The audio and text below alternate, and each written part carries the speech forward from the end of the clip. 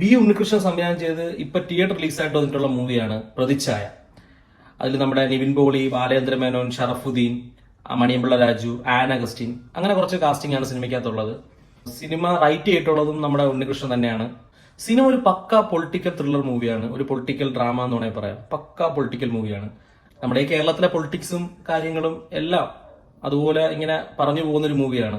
പിന്നെ എനിക്കതില് ആർക്കിട്ടോ അങ്ങനെ കുത്തിയതായിട്ടോ അങ്ങനെ ആർക്കിട്ടോ അങ്ങനെ എന്താ പറയാ പ്രത്യേകം ഒരു പാർട്ടിയെ ലക്ഷ്യം വെച്ച് അങ്ങനെ പറയുന്നതായിട്ടൊന്നും എനിക്ക് സിനിമ അങ്ങനെ ഫീൽ ചെയ്തില്ല. എല്ലാം ആ ഒരു രീതിക്ക് തന്നെ ഒരു പൊളിറ്റിക്കൽ ഒരു സിനിമ എന്നുള്ള രീതിക്ക് തന്നെയാണ് അത് പറഞ്ഞു പോകുന്നത്. അത്യാവശ്യം കുഴപ്പമില്ലാത്തൊരു പടമായിട്ടാണ് എനിക്ക് ഫീൽ ചെയ്തത്.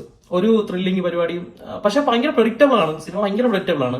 നമ്മൾ തുടക്കം കാണുമ്പോൾ തന്നെ നമുക്ക് എന്താ ഇനി സംഭവിക്കാൻ പോകുന്നത് കൃത്യമായിട്ട് നമുക്ക് മനസ്സിലാവും. അത്രയും പ്രഡിക്റ്റബിൾ ആണ് സിനിമയിലെ സ്റ്റോറി. പിന്നെ ബാലേന്ദ്ര മേനോനൊക്കെ അടിപൊളിയായിരുന്നു, കിടിലം പെർഫോമൻസ് ആയിരുന്നു. നമ്മുടെ നിവിൻ പോളി ആയാലും നമ്മുടെ ബാലേന്ദ്ര മേനോൻ ആയാലും ഷറഫുദ്ദീൻ ആയാലും എല്ലാവരും കിടിലം പെർഫോമൻസ് ആയിരുന്നു. നിവിൻ പോളി അടിപൊളിയായിട്ട് ആ ഒരു ക്യാരക്ടർ ചെയ്തിട്ടുണ്ട്, സൂപ്പറായിട്ട് ചെയ്തിട്ടുണ്ട്. പിന്നെ നെഗറ്റീവ് ഷെയ്ഡിൽ വന്നിട്ടുള്ളത് ഷറഫുദ്ദീനാണ്. ഷറഫുദ്ദീൻ ഒരു വില്ലനായിട്ടാണ് സിനിമയ്ക്കകത്തുള്ളത്.